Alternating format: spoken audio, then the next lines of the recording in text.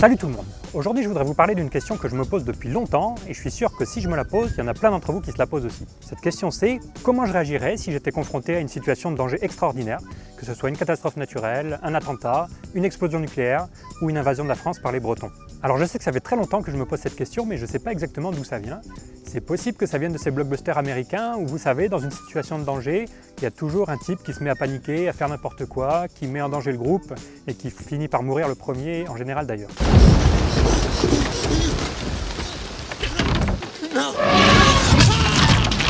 Et puis à côté de ça, il y a le héros qui garde son calme, qui analyse la situation et qui arrive à trouver la meilleure stratégie pour se sauver. Where does he think he's going? When you gotta go, you gotta go. Alors évidemment que dans une telle situation, on aimerait tous ressembler au héros qui garde son calme.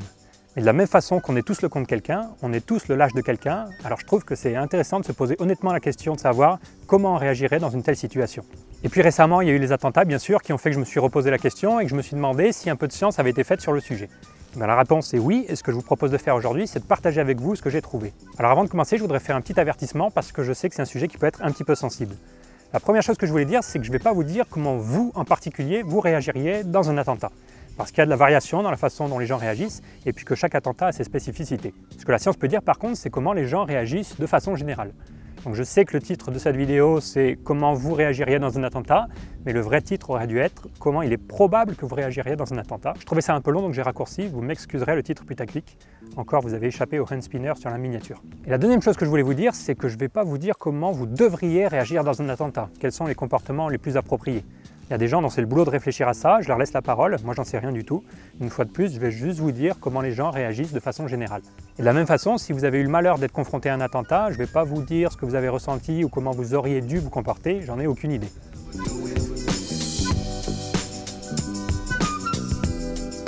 Ceci étant dit, on va pouvoir commencer. Alors il y a un mot qui revient très souvent à la télé quand on entend parler de ce genre de situation, c'est le mot panique. Les conducteurs commencent à paniquer. Ça a été la panique totale. Tout le monde a paniqué. Vente panique. Et c'est la panique. C'est la panique. Et c'est un mot qui revient très souvent dans la bouche des journalistes, mais également dans la bouche des survivants quand ils essaient de raconter ce qu'ils viennent de vivre. Et puis c'est pas limité qu'aux médias, quand on fait des sondages dans l'opinion publique, il y a cette idée très présente que dans une situation de danger, l'humain va se mettre à paniquer. Derrière ce mot panique, il y a l'idée que les gens vont perdre le contrôle d'eux-mêmes, se comporter de façon irrationnelle, impulsive, et vont tout faire pour sauver leur peau, même si ça veut dire se comporter de façon égoïste et causer du tort aux autres pour se sauver. Mais est-ce que c'est vrai que les gens réagissent comme ça? Eh bien dans la très grande majorité des cas, la réponse c'est non. Ça fait maintenant des dizaines d'années qu'on étudie les réactions des gens dans des situations de danger, et dans la grande majorité des cas, les gens gardent leur calme.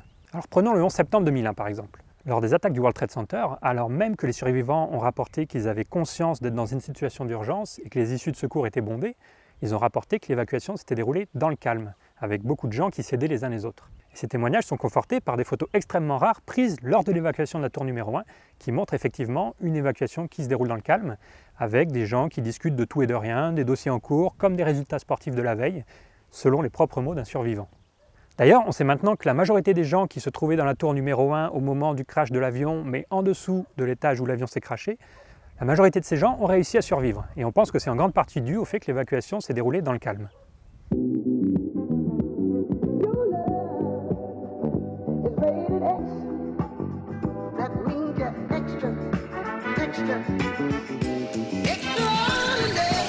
Vous pourriez dire que le 11 septembre c'était un petit peu un cas particulier parce qu'une fois que l'avion s'était crashé et sans savoir que la tour allait s'effondrer, peut-être que les gens se pensaient hors de danger. Donc prenons une situation où le danger était beaucoup plus imminent, comme lors des attentats à la bombe dans le métro de Londres en 2005. Et bien à nouveau, alors même que les survivants ont rapporté qu'ils avaient tous eu très peur et qu'ils avaient tous eu la conscience de la possibilité de mourir, ils ont rapporté beaucoup d'actes d'entraide entre les gens. Des gens qui s'aidaient à se sortir des décombres, des gens qui s'apportaient de l'eau, des gens qui se réconfortaient tout simplement. Pas de panique et très peu de comportements égoïstes. Alors vous pourriez dire à nouveau que Londres 2005 c'était un cas un petit peu particulier parce qu'une fois que la bombe avait explosé, peut-être que les gens se sentaient hors de danger. Bon, c'est pas ce qu'en pensent les premiers concernés, mais admettons. Prenons un cas où le danger était encore plus présent, comme lors des attentats au Bataclan, où vous êtes dans un espace confiné avec des neuneux qui essaient de vous trouver le bide. Et bien une fois encore, les membres du groupe Eagles of Death Metal, le groupe qui jouait ce soir-là au Bataclan, ils ont rapporté, dans une interview à Vice que je vous recommande de regarder uniquement si vous avez le cœur bien accroché, ils ont rapporté que les gens s'étaient beaucoup aidés les uns les autres, avec par exemple des gens qui faisaient pression sur les hémorragies des autres pour les empêcher de saigner, ou même des gens qui seraient morts parce qu'ils refusaient d'abandonner leurs proches ou parce qu'ils voulaient les protéger. Et tous ces comportements d'entraide, ils ont du sens dans une perspective évolutionnaire, parce que si l'humain, comme quasiment tous les êtres vivants qui cherchent à propager leur gène, a une part d'égoïsme en lui, c'est aussi une espèce sociale, c'est-à-dire une espèce qui a besoin des autres et qui compte sur les autres pour vivre. En fait, s'aider les uns les autres dans une situation de danger n'est surprenant que si on adhère à une vision qu'on pourrait appeler hobbesienne de la nature humaine, c'est-à-dire une vision dans laquelle l'état de nature de l'être humain, c'est un état de guerre de chacun contre chacun, et qu'on retourne à cet état de nature guerrier dans une situation exceptionnelle, comme un attentat. Mais en fait, c'est une vision très dépassée, et il y a de très bonnes raisons pour lesquelles l'humain s'entraiderait dans des situations de danger. Que ce soit simplement coopérer pour s'en sortir plus facilement, se réconforter, ou bien encore parce que dans une situation de danger naît très souvent un sentiment d'affiliation, c'est-à-dire un sentiment d'appartenance à un groupe qui doit s'en sortir ensemble.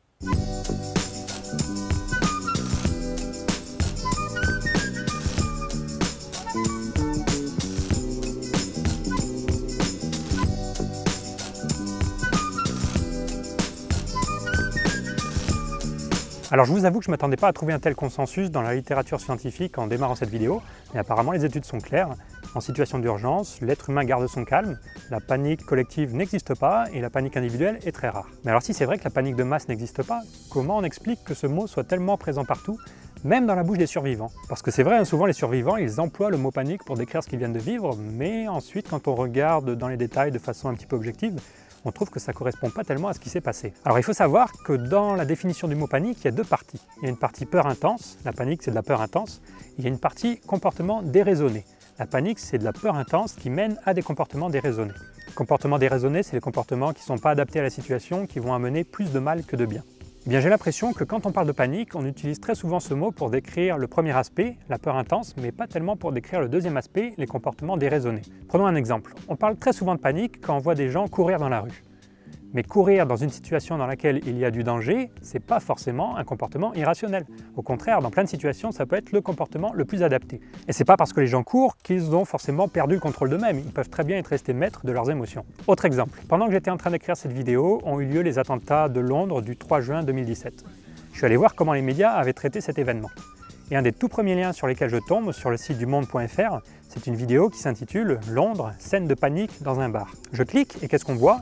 On voit premièrement des policiers qui crient, ils crient aux gens de se mettre à terre, et deuxièmement des gens qui se mettent à terre, mais qui se mettent à terre calmement. Alors si les journalistes ont intitulé cette vidéo « Scène de panique », c'est probablement parce que les policiers se mettent à crier. Mais une fois de plus, crier pour se faire entendre est très souvent la meilleure des choses à faire dans une situation de danger. Peut-être que les cris reflètent de la peur, mais pas de la peur qui mène à des comportements déraisonnés.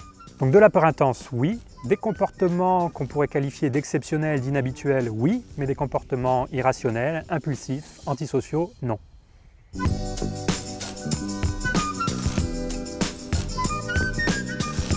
Une deuxième raison au succès du concept de panique se trouve dans l'histoire. Le concept de panique de masse a été popularisé par les travaux d'un psychologue français du 19e siècle qui s'appelait Lebon.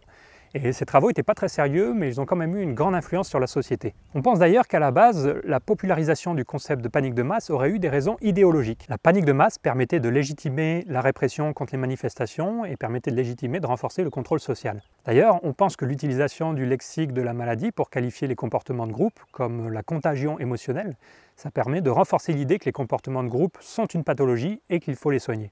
Ensuite, c'est l'armée qui s'est pas mal intéressée à la panique parce qu'il voulait éviter que les soldats ne paniquent sur le champ de bataille et qu'ils abandonnent leur poste. Et ensuite, c'est un terme qui a été très largement repris dans les médias. Et aujourd'hui, cette idée que les gens paniquent est présente dans toutes les couches de la population, que ce soit le grand public, mais également certains universitaires et même les professionnels de la sécurité. Les pompiers, les policiers, les stadiers, ils sont tous convaincus que les gens vont paniquer. Et les politiciens aussi sont convaincus que les gens vont paniquer. Très souvent, la raison pour laquelle un gouvernement refuse d'informer la population d'un danger, c'est parce que le gouvernement a peur que la population se mette à paniquer. Les politiciens sont persuadés que les gens ne sont pas capables d'encaisser une mauvaise nouvelle dans le calme. On ne peut pas leur en vouloir particulièrement, parce que comme je vous l'ai dit, c'est une idée qui touche toute la population. Mais ça montre à quel point mieux comprendre l'humain, ça peut nous aider dans des cas très concrets à mieux vivre ensemble. Autre exemple peut-être encore plus frappant, vous avez peut-être déjà entendu dire qu'il ne faut pas crier au feu dans une salle de cinéma bondée.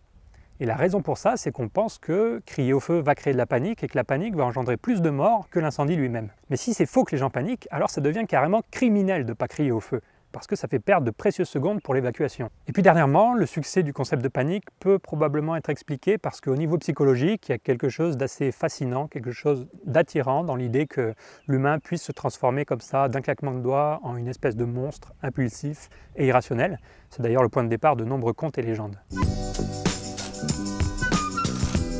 Bon alors après avoir lu tout ça, j'étais assez convaincu que la panique de masse n'existe pas, mais une dernière question me chagrinait, et cette question c'est, si la panique de masse n'existe pas, comment on explique toutes ces morts qui sont parfois causées par des mouvements de foule, comme les bousculades monstres qui se passent parfois lors des pèlerinages ou lors des concerts? Eh bien il semblerait qu'une fois de plus, ces morts ne soient pas causées par de la panique, mais qu'elles soient causées simplement par des raisons purement physiques. C'est-à-dire qu'à un moment donné, il y a trop de personnes au même endroit, et les personnes commencent à mourir d'asphyxie. Au passage, j'ai appris que lors de pèlerinages, on pouvait monter à une densité de personnes de 10 personnes au mètre carré. Et c'est vraiment assez énorme, hein, pour vous donner un ordre d'idée. Le métro parisien bondé, c'est déjà 7 personnes au mètre carré. Donc là, 10 personnes au mètre carré, il faut imaginer 10 personnes qui se trouvent dans un carré de 7 côtés, c'est assez énorme. Bref, vous avez peut-être déjà vécu cette situation au dernier concert de Justin Bieber. Si vous êtes des habitués des premiers rangs, vous avez peut-être déjà été écrasés contre les barrières par les gens qui poussent derrière. D'ailleurs, on voit très souvent les gens de la sécurité qui extraient les personnes qui se sentent mal ou qui ont fait un malaise pour les mettre en sécurité. Et bien ça, c'est un exemple de comportement de foule qui est dangereux sans que le danger ne vienne de la panique. C'est simplement que les gens qui sont derrière et qui poussent n'ont pas conscience de la situation des gens qui sont devant. Et bien c'est un peu ça qui se passe lors des bousculades monstres. À un moment donné, pour une raison X ou Y, il y a trop de personnes au même endroit et les gens deviennent serrés et ils peuvent commencer à prendre peur et à parler de panique. Mais ce n'est pas la peur qui a causé la bousculade, c'est la bousculade qui a causé la peur.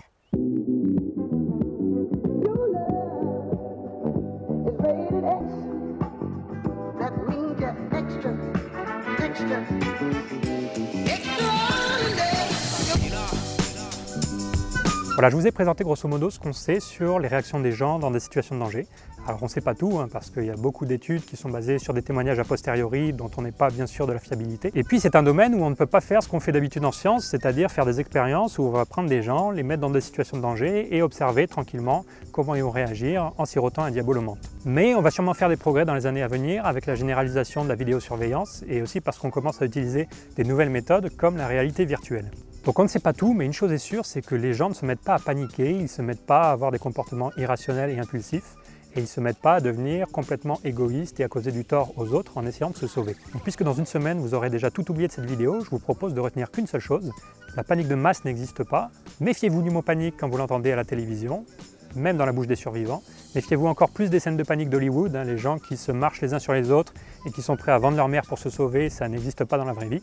Et puis sachez que si un jour vous avez le malheur d'être confronté à une situation d'attentat, eh bien, ce ne sera pas du chacun pour soi, mais vous pourrez compter sur les autres pour vous en sortir.